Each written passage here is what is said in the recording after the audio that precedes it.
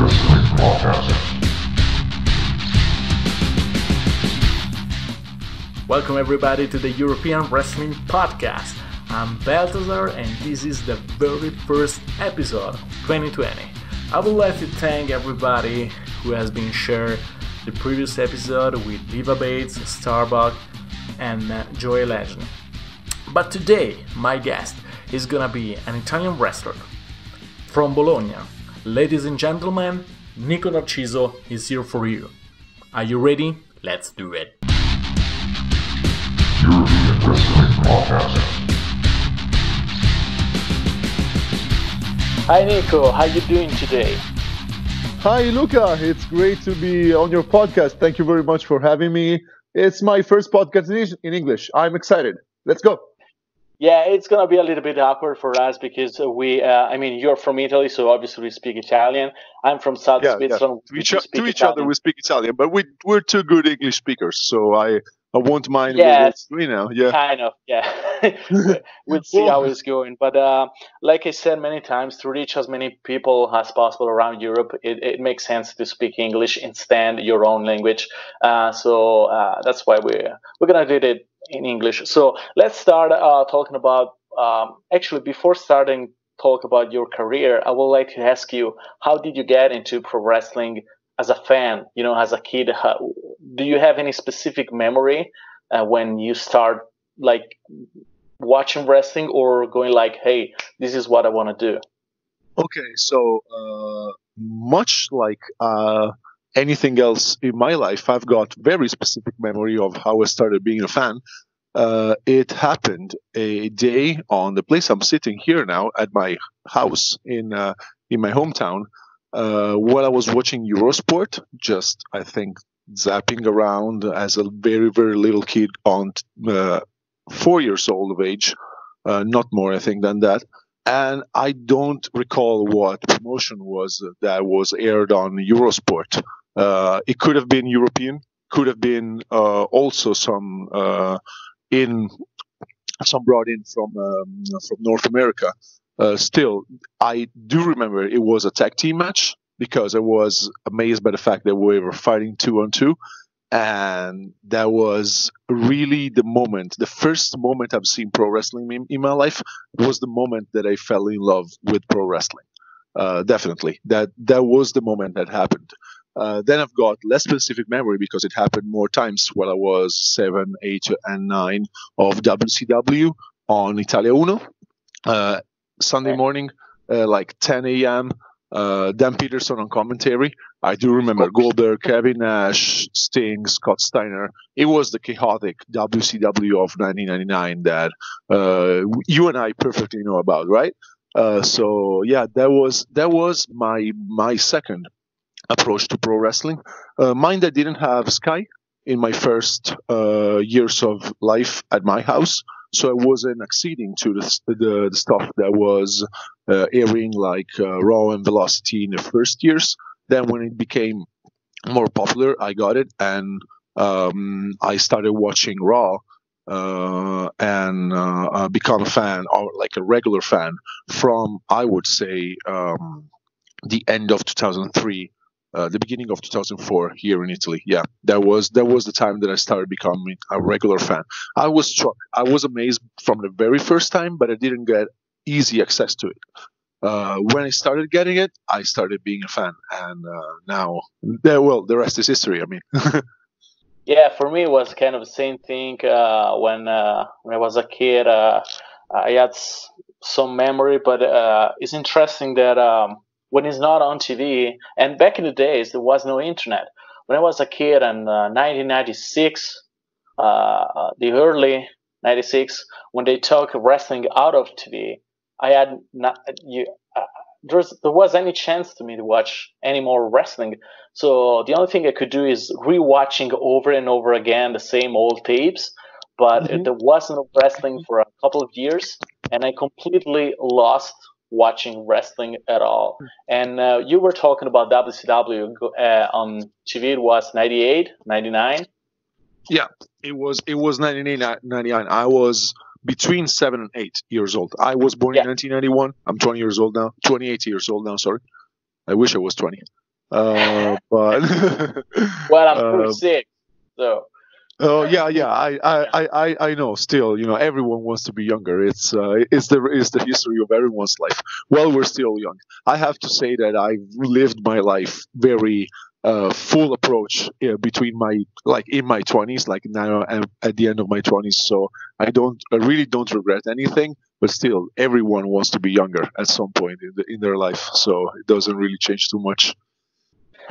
well, back in those years, '98, I didn't know it was wrestling was back on TV, and when I saw that, it was so different from what I used to like back in the mid '90s. Like I grew up Mhm. watching gimmicks, and when I turned to WCW, it was this chaotic going on with ultra violence, and there was you know baseball stick and chairs and stuff like that that really threw me out of wrestling. So for you, it was the moment where you went back to wrestling, and to me, I didn't see wrestling for a long time. Then I accidentally turned into WCW, and was so is this what wrestling now became?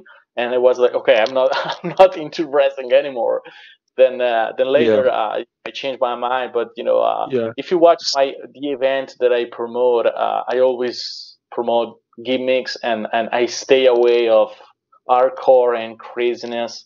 That's not my style, definitely. So and then how did you get into wrestling?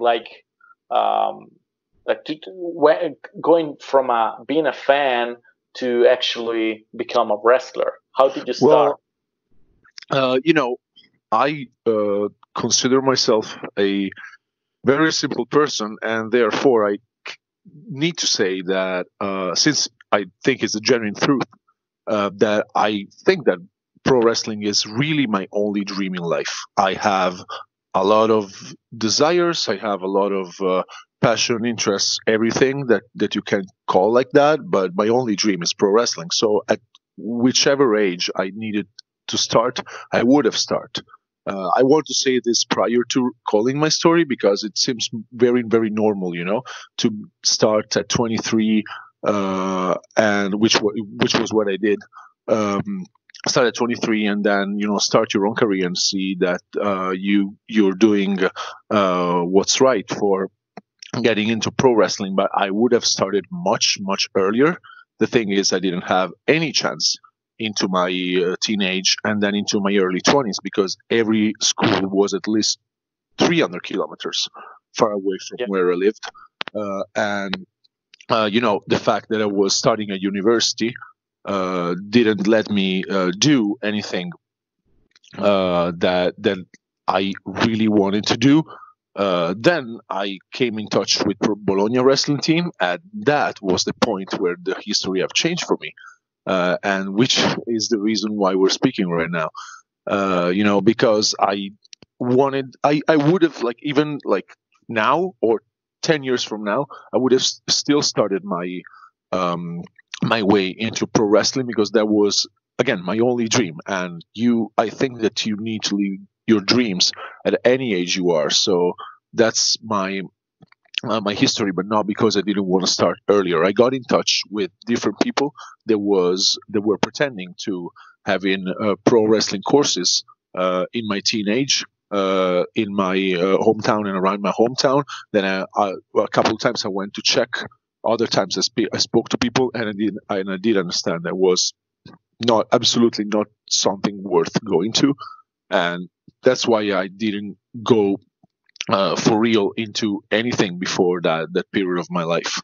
Then my training period was relatively short. I debuted 9 months into my training. Probably wasn't going to be my debut, but they wanted to try me and see how my character worked, and they thought I was ready to do a short, easy match that could have been featured on a local, square card, a local show in which a debutant can make his way in. And the match went really, really well. It's actually still on YouTube. And even though I think that what I do is absolutely outrageous to professional wrestling, but the Yeah, match probably not that itself, bad. Considering you what's know, going on. when you feel like that people react to pro wrestling, even though it's bad, like it is good. You know what I mean. That's probably what happened. And I'm not speaking, of course, about my opponent, who sorry really really worked well with me, and he also put me over. I won my first match as a heel, which is the most unusual thing that can happen, since you usually debut as a babyface, and you usually lose the first part of the matches that you start wrestling. But that was my debut, and the guy I worked with, Andrea, who's now in the United States working as Mambo Italiano in Pennsylvania and other states, is really, really a good guy, and he helped me a lot that night. I was frightened. I was scared as shit, man. It was like I was shaking before the match. My sister was there. I was like trying to, evaporate tension, but I felt like it was something that really could have changed uh, the the history of my life. And I still think to this day that if that match didn't go so well, I would not have done as good as I did so far. Well, it's also depend how hard are you on yourself. Like I'm really hard on myself, and anytime that something goes wrong, I really bury myself. So I can imagine somebody going out there and have the first match and it goes wrong. It's like Yeah. shit. Maybe that's not for me. Maybe I What, should what quit. was your story? Very short. What was your story? I didn't know it. Well, my What first was your match. first Well, match? Yeah. Well, the first match in front of people was in Milan, and I wasn't that scared because I knew that I even going back, even if what we did was from a psychology standpoint was completely fucked up. At least I knew that I know how to move around the ring, and I knew that I Yeah. wasn't embarrassing myself or the professional wrestling. And so when I came back from Canada, and this is, honestly, if you look back on 2006, in that year, when I started wrestling in Italy, I was probably one of the best, maybe top five guys when it comes about in ring skills. But of course, I had no idea how to wrestle. Like I had no idea how to put a match Yeah. Yeah. Right. I know what you mean. Yeah. because I only spent 4 months in Canada. I should spend more months in the very beginning. So when I came back from Canada, I knew that I could do all the chain wrestling. I could do all the moves. I can move around like somebody that actually knows how to wrestle. Compared to most of the guys in at that period of time, that Yeah. you know some of them really look embarrassing. And I remember when I did my first match, I remember there was people, especially people that don't care about wrestling, like my Yeah. parents or fans, friends, and they said, I can tell that you got trained somewhere. I don't understand anything about wrestling, but I can tell the difference between you and all the other guys, Yeah. or you and the other guy who was the greatest, Yeah. of course. And sorry to interrupt you, man, but I need to say this. The reason why, the main reason why I would say I am very happy about how like I've done so far, and this feels every day more like the dream I always loved to live. Was because of my training team, who the head trainer is Red Scorpion, and all the Yeah, of Bologna course. wrestling team guys. Because really, the knowledge and the level of intensity and accuracy of their training really changed life to me, and I can say it now because I work also somewhere else where my trainer is not, when other people is not, where I am myself alone. Um, Wherever like I go in also new environments, etc. And the level of knowledge about pro wrestling that Bologna wrestling team and Red Scorpion has given me is like now letting me do and live in a more knowing uh, in a more accurate way what pro wrestling is, and how I have to behave into the backstage and into the personal relationships of pro wrestling. So Yeah, I'm that's very something. grateful to them. That's something I actually wanted to do, like take a step backward, and because you were talking about the beginning of your career, and then you were starting talking about your first match, but I wanted to stop you there and go back a little bit in time and focus on your training, more. How was your first day of training, and how was training with Red Scorpion, and everything that happened to you at the very beginning. And before you answer me, let me say something. I'm glad that you surrounded yourself with the right people, because many guys got Yeah, man. trained, but guys that have no fucking idea what's going on. So I went to Canada. You probably couldn't go to Canada at that time or whatever. So I was in Canada in another place where it was not like acceptable to my situation what I could have done there.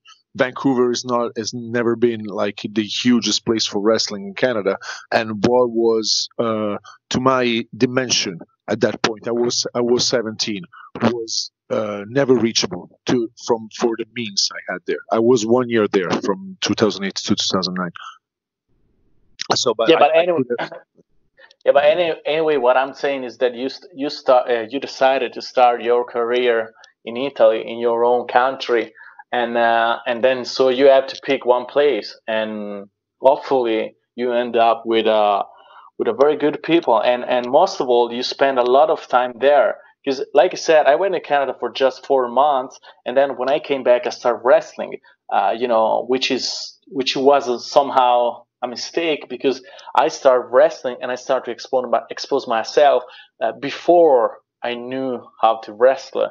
So that's something Yeah. you shouldn't do. That's something that I don't allow my student to do. For example, like I tell them, you're not gonna wrestle it anywhere until you're ready for. Otherwise, you're gonna expose yourself, and you may Yeah. it's You may maybe lose it in the maybe long run. Yeah, that's the reason why I want to go on record and say that it's definitely a good thing for your students as well to have met you, because first of all, I've worked with them and they're very good, like I've always said to you, and also because their careers will not be burned in their future because they're also young, because they've met right people and good people. That's the first thing. There's and I'm not talking about the little, like the smallest thing I've seen in the world, but there's plenty of stories of people that try to rob you by selling no knowledge or bullshit, basically, oh, there's a lot.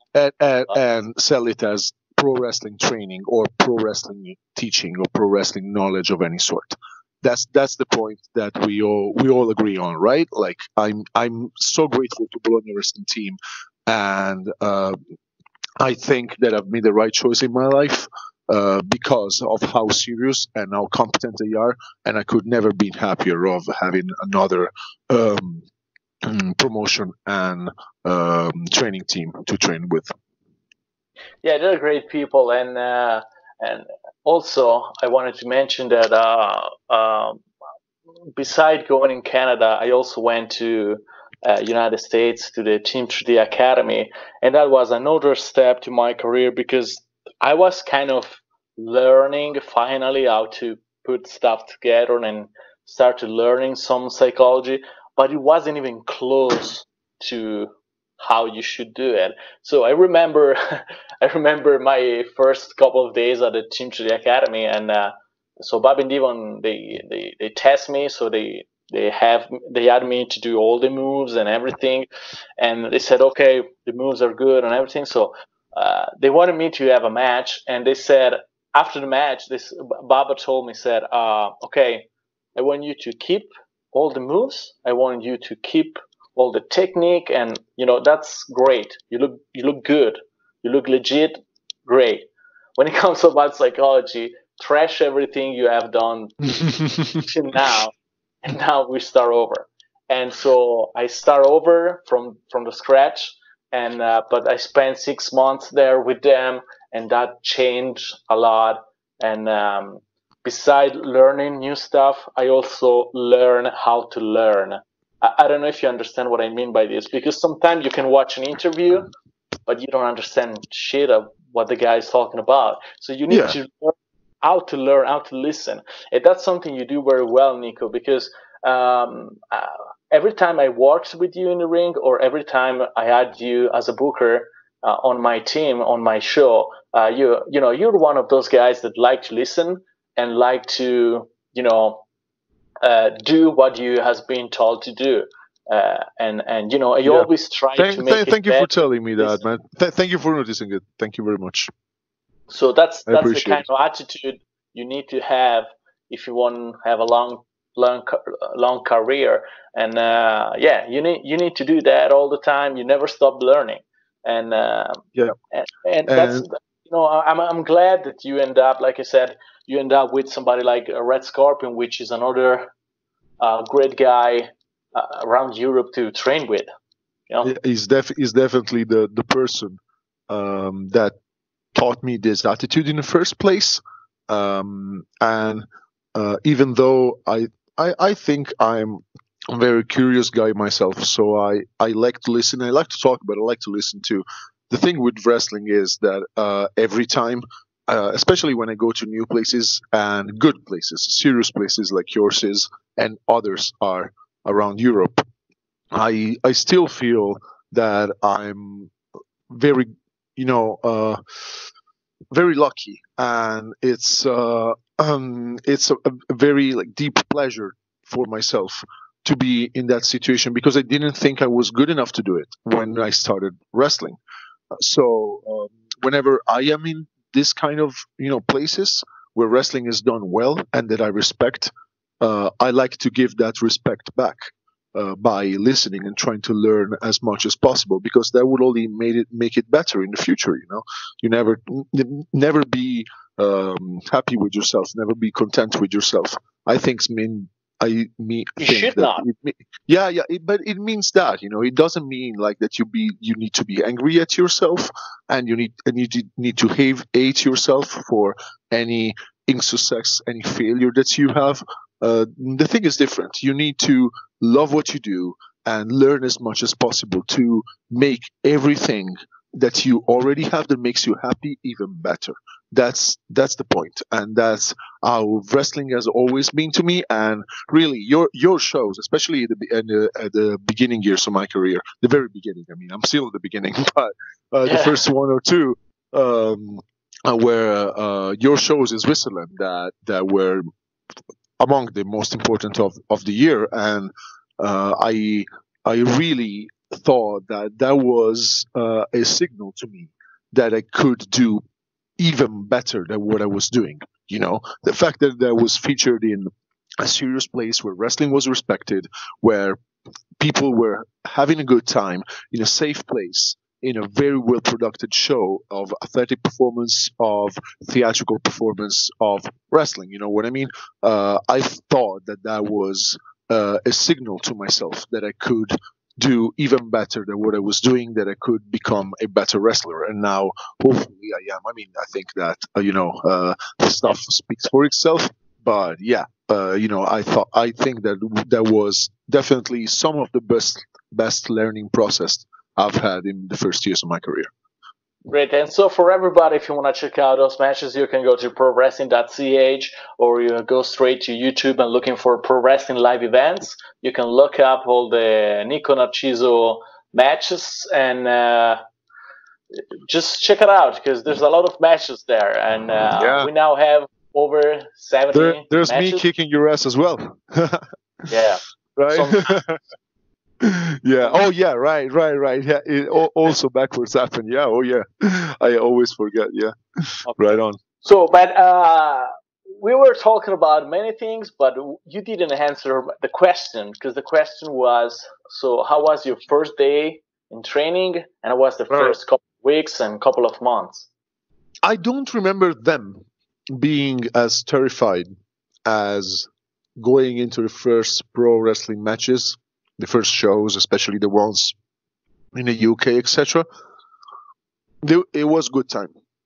even though we were into the probably lowest training point of the history of Bologna wrestling team, and I don't mean that in a bad sense. I mean that in a sense that Bologna wrestling team has gone way up from there, thanks to You Red mean the Scorpion very and all the crew. beginning of? The very beginning, yeah. We were training on the mats only. The place was fairly small. We had crush mats too. We could do like good training for debuting, and that's exactly how I didn't do too bad in the first match of my career. But it was really nothing compared to what Bologna wrestling team has achieved in the future. So the level was not as high as what I had in the consequent days, the consequent months and years of my training career. But it was definitely good quality. I could tell from the very beginning that I was trained by somebody that was know what was doing, and Yeah. that made a really big difference to me. So I decided to stay and work through the pain of the first bumps. Pro wrestling, and it's what it is for pretty much everybody, I would say. So yeah, and Did you had those first did you had months, problem? Did you had any trouble with the first bumps? I Like do any remember. Yeah, I do issues? remember a good 2 nights of heavy back pain because, of course, of bumps taken in the wrong way. In a Yeah, very wrong way. I Uh, I fucked up my neck like for maybe 3 to 4 weeks. I always had to put wow. cream Whoa. and No, no, no. some ice or Not something. not so bad. Oh my God, no. Not 3 or 4 weeks straight. It was like a couple of days of good pain. I think 2 or 3 times. Yeah, not more than that. Then I remember a self brain buster. One day as a front bump. Or I was not on the rolls. Yeah, but it was really heavy. But it didn't hurt too much. But it looked scary. So yeah, that was I think the worst. Um, I think the really hard part of the training came after the debut because that was when I was told to become a wrestler. I was told and taught to become a wrestler, and become a wrestler is different than being on a ring and wrestling a match. So that from there to what became after that uh, was really the hard part. I don't remember the first 9 months of my training, the ones where I did train but I did not have matches, as Okay. hard. Yeah, as most people do, most wrestlers or former wrestlers do.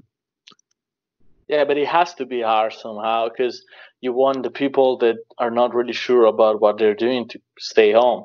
Like if you're really, training people in a right way, when somebody's fucking around and not take it seriously, just is going home. And also physically, like I'm really torture my guys. Like we do a lot of physical stuff, and but that's pro wrestling is a sport. It's Yeah, not it not is. like some people think. It's not a fucking comedy theater or whatever. Theater theater required physical preparation as well. I don't have any example up in my mind, but like it's not something that everybody can do. Let's put in that.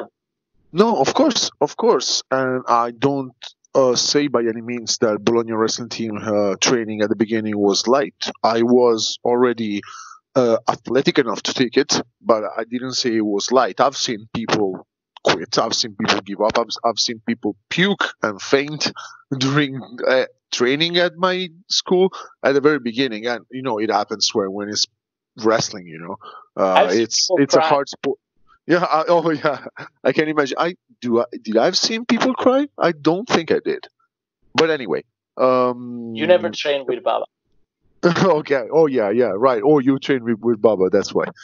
Of course. I Yeah, mean, it's just because he's telling you in the face what's going on. Like he's not going around the point. If you do something wrong and you do it wrong and you still do it wrong after he told you like 10 times, you know, uh, he's gonna tell you maybe wrestling is not for you. Yeah. Maybe you're not good enough to do this, or go out there and find something else. And it's good because then he's not going to waste his time, and you're not going to waste your money. So it's good for. Yeah. I agree. Yeah, it's it's something that has developed into the years, the harshness of the business, and I don't only mean by the training part. I've had experiences in especially in the UK with promotion that make you have a hard time as a wrestler, and it's part of the job. It's not an easy job that we've chosen to do when we go out there and entertain the people, and you need to be ready for it. This is why I don't think that the training part that I did both at the beginning and into the latter years was light by any means. I had to take it. And athletically speaking, again, I've been always a sports guy. I've trained for, except a couple of years when I was finishing the high school. I've trained for my whole life, at least averagely twice a week. So I was used to train. Now I train much more, but because I have a sports and athletic career into pro wrestling, and because I like sports in general, Let me tell you something. It also depends how do you train, because you see, I've been doing wrestling. I've been doing sport all my life as well before wrestling. I've been playing soccer, unihockey, which is the indoor hockey. I don't know the name in English. And I've been playing, I guess, basketball. I've been swimming for several months. I always have been doing something, but it wasn't never ever at the level that I do now. Because back then, I guess it was just doing sport just for fun, not really training. And since I went to Canada, but especially when I went to the States at the Team 3D Academy, I mean, they really whip your ass. I mean, he was, I've been in the Swiss Army before go to the Team 3D Academy, and not even there it was as hard as it was at the Team 3D. And there's a guy, actually, he's an old man, is Dan Care, and this guy is a legend, and he's taking care of the physical part. He does nothing about wrestling. He doesn't even pretend to know or teach you something about wrestling, because his job is just to get you ready for wrestling. And man, that man is crazy. Training is complete madness, but once you start training with him, you realize that you have done nothing in the past. In the past, yeah. So there's several level of training. Yeah. I definitely can imagine, and I think that I've seen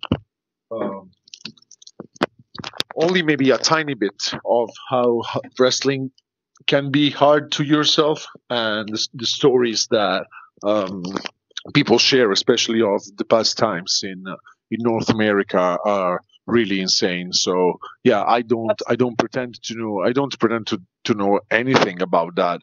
It's good enough for me. I think that I've reached the level to wrestle and entertain in a good way into a wrestling match, and it's still very satisfying to me, because I didn't think I was good enough to do it, and I never thought that I could do it so often in many countries, like I'm doing right now. So I'm still very, very happy of where I am. So how do you train besides wrestling? Besides wrestling, I go 4 to 5 times to the gym. I mean, besides wrestling itself, besides technique and taking bumps or whatever, taking moves, I mean, the physical part of your training, what it is. Yeah, I go 4 to 5 times a week to the gym. I train every single part of my body with the basic bodybuilding training, and I do also circuit training for the cardio conditioning. I usually start by heating up. Then I do 12 to 20 minutes of circuit training with free body weight exercises for 12 to 20 minutes. Then I train the muscle mass. And then if I have time, I go to take a relaxing part into the stretching part. And the stretching, I always do stretching. Well, not always. I tell a lie. I do it 2 to 3 times a week when I train. But it's good to stretch it. It's absolutely mandatory. When I don't do it, I feel I do it. I don't do it when I miss it. Really, my body crumps, and I feel the ache of wrestling much more than when I do it. So I try to recover back in the next sessions. This is my average training. Then, of course, the life of a young man and a pro wrestler is really chaotic. So sometimes I need to miss sessions because of being elsewhere or traveling around and everything. And you need to catch up with diet, of course. You need to catch up by eating as clean as much as possible and drinking water, having good sleep. It's the rules of sports, the rules of athletics that apply to wrestling training as well. Wrestling is a hard sport. I wouldn't say the hardest of the contact sports that are around because of the kind of training that I've seen people doing, the kinds of martial arts. But it's really physically taxing. It's really physically taking. And to wrestle a high intensity, very good match, it takes an athletically very, very skilled and trained and conditioned man to do that. I guarantee to every fan or not expert man that is listening right now, you need to be a tough ass athlete to wrestle a match. And it makes me laugh when I when I think about back in the days when I first Listening to what you were saying earlier, I mean, when I first came back from Canada, like I said, there was nothing in Switzerland, or very little, more in the north part of Switzerland. So to me, it was Italy was closer than North Switzerland. So I went to another country, which is Italy, and I found this place in Milan with a bunch of guys there. And since I came there, since day one, I was already training other guys because the difference was so like that you can't even imagine. And so the head trainer, which was the greatest, like I said, he has a lot of missing knowledge, but at the same time, compared to the rest of the guys in Italy at that time, back in 2006, it was pretty good in ring skills and also in sport knowledge because he has been freestyle wrestling for many years. So yeah. When we were training people, even if we had a very low knowledge in professional wrestling in general, at least we were always training, seriously. We had a warm up, we had all the physical part. So at least we were doing that right. And it makes me laugh because some of the guys that were trained there, they didn't want to do that. I remember some guys coming there and say, "Hey, I don't need to train. I'm only gonna show up to the shows." well, to take a standpoint, take a stand for Italy. I've heard this exact story in a past Art of Wrestling podcast of Colt Cabana from Truth Martini, I think, who's a former Ring of Honor wrestler and probably current trainer. I don't know. He was trainer there for sure. And he was telling about people showing up to training in America at Ring of Honor school and saying, "No, I don't need to train. I know how it's done. Like I just need to be there, and I'll see you. I'll teach you. I'll show you how I do wrestling because I already know how to do it." It happens everywhere, I think, and it makes the difference of having the chance to have your own way into this business and fulfill, pursue, and realize and make your dream happen, and being fooled basically by some people, or doing something wrong and dangerous for yourself. I think it's between Yeah, those two sources. I've seen that in Florida as well. Because in Orlando at the Team 3D Academy, sometimes there were guys that they were maybe show up maybe once a week, and I was like, "What the fuck, guys? You were born here. You have a fucking United States passport. It's your country. You didn't have to move, through the World War to get here, and you have much more opportunities that I have, and you're just showing up once a week. Well, fuck you, because that seems so disrespectful for me. Not really, because I have to spend a lot of money to fly to Florida, and to stay there, you need the visa. So to get the visa, I need to go in an English school, and so that was fucking expensive as well. So you have to pay the school, and it's not your country, and so if you really want to, make a career, at some point you need to move to the United States. That means, you have to leave family or whatever, or maybe quit your job. I actually had to quit my job to go to Florida. I had a very nice job that I was doing, and well, it wasn't my business, it was an employee, but anyway, I had to quit to move to Florida for 6 months. And these fucking guys that were born there were like, well, just train once a week. And of course they never had any career, never do anything in wrestling. Yeah, But that's pissed what me. I was about to say, man. I mean, it's something that you see really everywhere, so it doesn't surprise me that happens in Canada, in Florida, in Ring of Honor, in Italy, anywhere in the world. But the people like you, I mean, the ones that have done sacrifices for this business and to learn and to become competent and have a rightful place into the professional wrestling business, are the ones that are carrying the thing through and are giving people like, your students, the people that are actually now entertaining the fans in Lugano, in Switzerland in general, the chance to be in pro wrestling. So for any time that you've been angry, still, you need to remember that all those sacrifices have brought you to where you are and have brought you to what you've accomplished as a promoter, a wrestler, a wrestling personality, and a person in general. And I think, especially with your school, I told you many times, man, your guys are crazily good. It's really serious knowledge, the one that they have, and it's always a pleasure to work with them. It means that you've done a good job, really. I mean, for every time that you've been angry, remember that. Yeah, I will. And what about your career in UK? Because you have been doing pretty well over there. It's going well.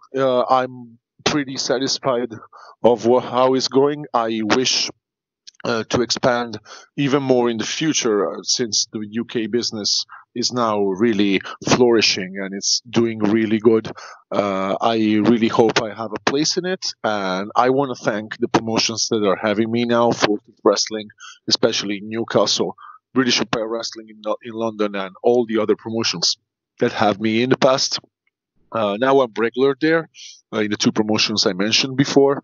So I'm wrestling basically on a regular basis 2 cities in the UK, which is a good thing.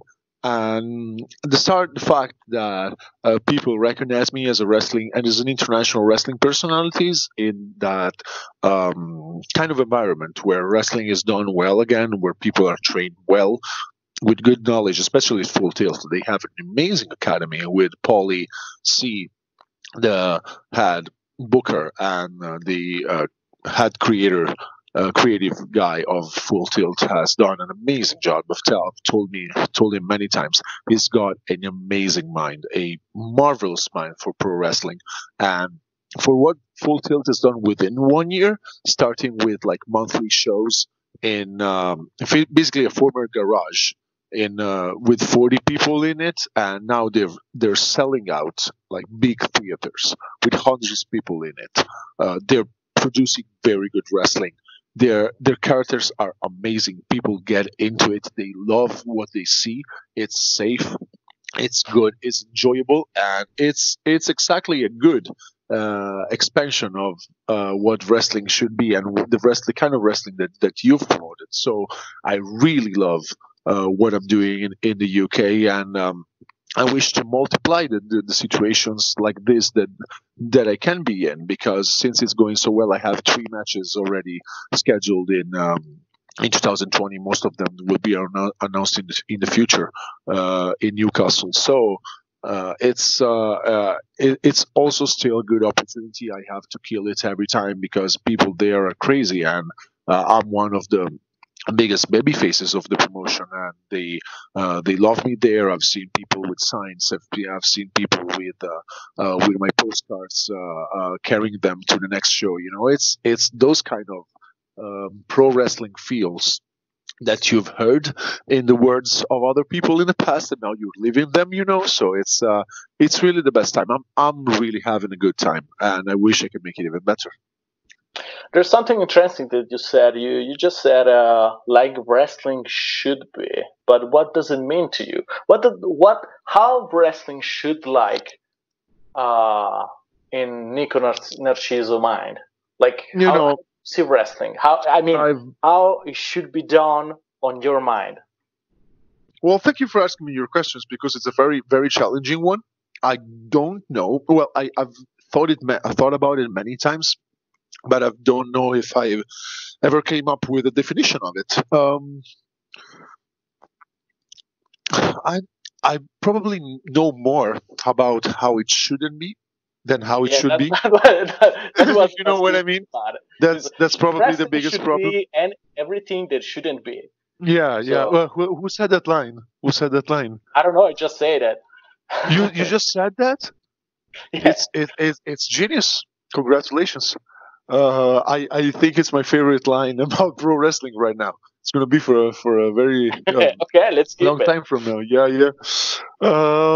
Yeah. I'm the way I am, right? I'm a very libertarian, loving, free person that doesn't want to impose any kind of view or take or decision into anybody else's life, and wants to work for people to be as free as possible. So I think that any kind of wrestling, if the people enjoy it, is all right. And I'd say all right and not good, because by being into pro wrestling, I probably started to think that some kind of wrestling is really not as good as I thought, and it doesn't give not only a good image, but the good morals that wrestling has. And the reason why I love pro wrestling so much, the philosophical reason, I would say, why I love pro wrestling so much in that kind of wrestling, and I mean like heavy hardcore wrestling, where just like it's linked also to bad training, because people are reckless. They don't know what they're doing, and because it looks painful and shocking, they choose to overuse weapons. I'm not saying any kind of hardcore wrestling. I say especially that. That's just like very morally touching to me. I don't feel much less good than I used to about that kind of wrestling, because I used to watch CZW death matches and all that kind of stuff, and I could in the past I could, by knowing less about wrestling, of course, I could fairly compare it to the other wrestling. And now I really refuse it. I try to keep it away from me as much as possible, because I don't think it's philosophically right. And I'm not saying that any kind of other wrestling is right. I think that our job is to create emotions. Wrestling is about sensations on other people, not yourself. You're doing a theatrical performance, which is maybe not 100% sometimes, but most of the times, for most of its percentage, it's hetero-directed. So you're not actually deciding on the place, on the spot, what you're going to do. So it's not about your emotion. It can be about your emotion, but and it's actually behind the scenes many times about your emotion, but it's about the people's emotion, the people that are there to see you's emotion. And that's if you create that into pro wrestling, then any kind of pro wrestling can be good. Then, of course, by my wrestling training and by my new, more developed take into pro wrestling, I could say I really think that the characters, the good storylines and the characters and the cheerful and joyful parts of wrestling is what wrestling should always be or try to be. Then any component can be okay. Of course, you need sometimes a change. You need that different thing. You need that different storyline, or you need that different period, maybe also of a promotion's history or a business history in general. But um, the character focused wrestling is what I like and enjoy the most now. Good. And what kind of wrestling do you watch these days? I mean, do you still have time? Like myself, I pretty much I have no time to watch wrestling. Yeah, man. If I watch wrestling, is only to go. Maybe I watch old school stuff to maybe still learning something, or maybe I hear somebody talking about something, and I go Oh, check okay. it. Well, for learning, it's another thing. That There are let's two different terms. let's put Yeah, the question in this way: what kind of wrestling do you watch to learn, and what kind of yeah, wrestling you watch exactly. just? I was splitting the question as well. To learn, I watch sometimes 80s stuff, but mostly I watch Velocity and Heat from 2003 to 2005. I don't know. Do you want me to explain the reason? Well, I know the reason, because that's how it's when you start watching wrestling again, and I it's don't it's know. like, for No, no, me, no, no. It's completely different. it's not. The reason is that I think that those matches are a good prototype and a good canvas, a good base for any kind of wrestler to learn how to build a match. Because basically, with no storyline in a B show, with characters that are reduced to the minimum, they had to put on a good story and entertain within 4 to 6 minutes. Maybe the main event of some velocities and heat went up to 10 minutes, but all the matches were short. Mhm. And if you're like in the independent wrestling business, chances are that you're not as good as the guys that are on velocity and heat, right? Yeah. You need to learn from them how to build like how they make a 4 minute match for making your good 6 to 8 minute match. You know what I'm saying? Yeah. The stuff that they do within that time can be good for your double amount of time. So, like, I of course refer that to myself as well, because I still need to learn, and I want like my average 8 to 10 minute match to look like a 4 to 5 minute match of the guys in WWE, because they are so athletic. They put so much stuff in. And of course, I'm not referring to WWE only. I'm referring to any major promotion where wrestlers are able to wrestle like top, high quality, 100% level matches 150 to 200 times a year, which I'm not even close to that now. I wish I will be in the future, but I'm not at that level, so I still need to learn, and that's what I used to learn. To used to watch as a fan, I thought I lost the interest of being a fan. I still love wrestling, man. I really love it. Whenever I watch wrestling, I really come back to being the kid that I used to be. I probably still am into myself. But now with NWA Power, I really enjoy sitting back and having 1 hour of old school fun. And it was exactly what I needed into this period where I established that probably comedy wrestling and character based wrestling is what I enjoy most about wrestling. It was exactly what I needed. Um, to start being a fan again, and it came out, and I'm loving it. I have to say, I'm loving it. Every single character is valorized up to the point where they become even bigger than they expected it to be. There are some dynamics that have never been done by WWE, even though there are. It's the same stuff that they used to do in the late '70s and early '80s into the National Wrestling Alliance. So it's good to watch that stuff produced very well right now. That looks like you're in the '80s. The everything from the photography to the theme song to anything that's on that program is really looks good to me, and I enjoy having a good hour of NWA Power every week.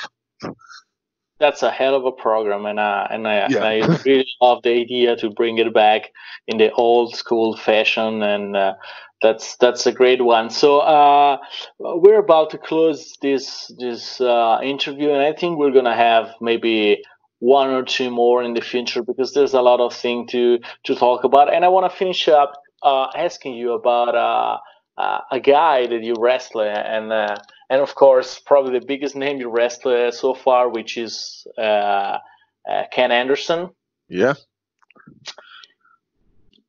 Is online the match? Can people find the match?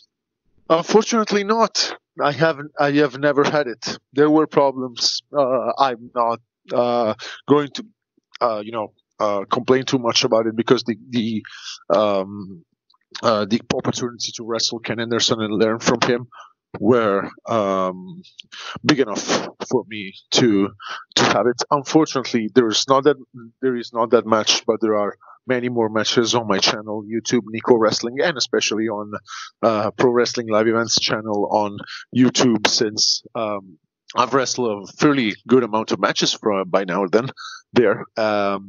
So the Ken Anderson experience. Let me ask you about Ken, because yeah. I was about to say. The idea is to ask you. I have several questions about that. So, first of all, let's say something about.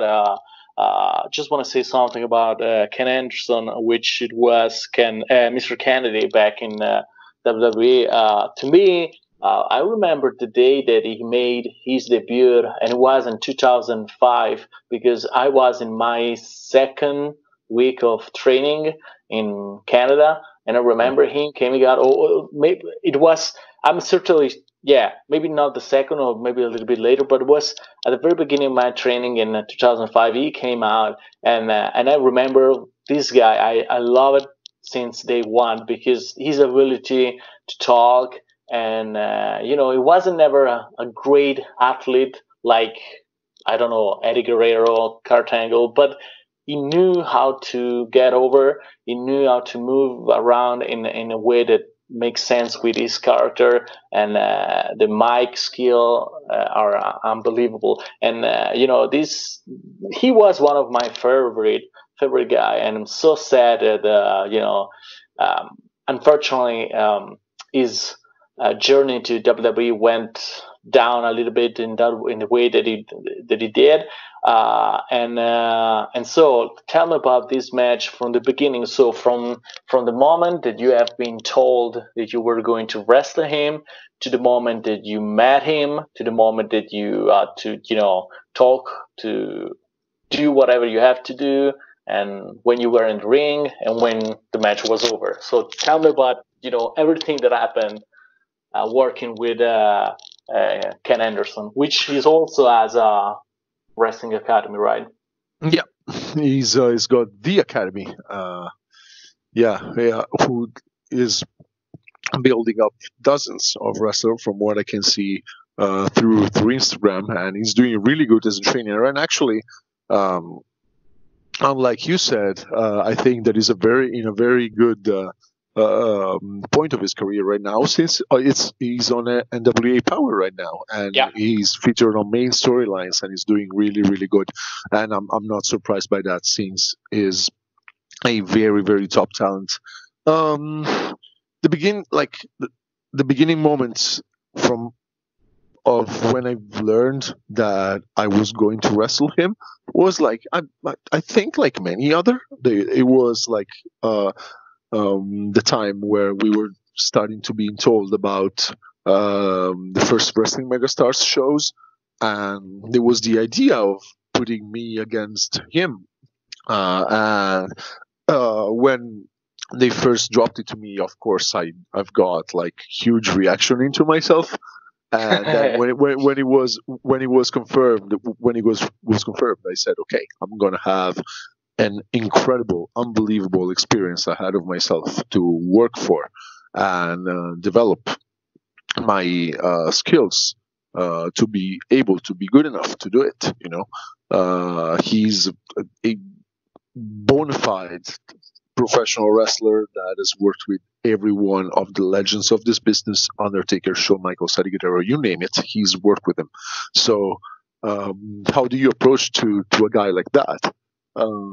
I found him sitting at dinner the day before, and we just shook hands. He didn't know that he was wrestling me. I think, yeah, he learned during the seminar, because I had a seminar with him before the show, the day after, and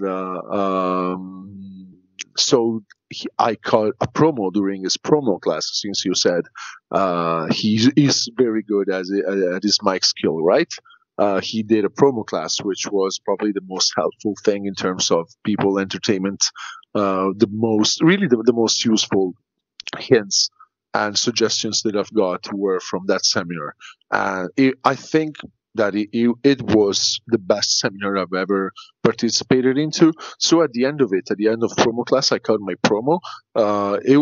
It was just fairly good by him, and I think I made a reference to a 5-star. I don't even remember why. So he asked me, "Are you wrestling Rob Van Dam tonight?" Because also RVD was on the show, and I said, "No, I'm wrestling you." So that's how he learned that I was his opponent. Then Scorpion came in, and he had laughed because he said that it looked like he found out about something like he was not expecting it. So that's the little anecdote I have for that for the beginning of our conversation and our preparing of the match. Then after the seminar, I asked him to come whenever he was ready. I waited for him. He came.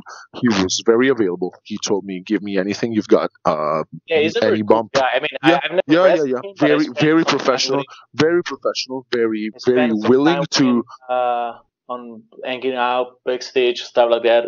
Not WWE, but when he was in TNA, I've been in TNA backstage many times because the Dudleys were my trainers, and so I had access to the backstage many times. So I spent some time with him talking about wrestling or just bullshit. Just and he's a very cool guy. Yeah, absolutely. Very Yeah, cool yeah. guy. It's a very, very, very fun guy to be around. Of course, I was trying to be as respectful as possible because I had to work with him, and especially before the match. I was scared of losing my shit. I was scared of Of course. doing, so it was like a big test, right? So I was much, much more woody than probably you when you had the chance to talk to him. Then after the match, it was a good talk. Of course, it was a very chill, open up guy after the match too. But I want to go back to the before, because again, he really was ready to take anything. Then I suggested him to do some more rolling crash from the second rope, because I saw him doing it to Rockstar Spud one time during a TNA Explosion match, I think, and he noticed that I remember that because he thought that was like a very good storyline based, like little storyline based match. Very entertainment based, that was culminating with only one move, and he appreciated that, and he gave me that move. It was actually pretty heavy. I didn't expect it to be so heavy. It was fucking painful, man. I had pain in my back for like 3 days straight. Probably one of the heaviest moves, like the rolling crash from the second rope. It's crushing to your internal. It's really painful. But I actually asked him to do it, so I can't blame it on him, of course. And yeah, he was very cool guy from the beginning to the end. At the end, we were at dinner together. He came up to me for like a definitive goodbye, a definitive farewell from me and him, and he said, "Good shit, man, good work." And I said, "Thank you, I really appreciate it, and it was a pleasure to work with you." And I don't know if he was like expecting me to be more emotional about that, because it happened to him in the past to see like young kids probably working with him and like feeling like it was Yeah, but you're the not a biggest mark, realization. pro. Sorry. You're not a mark. You're a pro. You gotta work and act at least. as a Yeah, I pro. think that You're not that was the a fan. You're mindset that working together. directed me. But I was just trying to be as respectful as possible. Really, it was Yeah, one of the most emotional respectful. days of my career. I did a good job on that occasion. I'm not like going to underestimate myself, because like he was genuinely happy with what I did. He didn't say that I did an amazing job or anything like extraordinary. It was not like that. But it was safe. He was safe in his work. He was happy after the match. So that's as good as I could have got from that occasion, which was by a last anecdote to this podcast, Luca, which was exactly what Joey Legend said when I wrestled him the first time in the UK.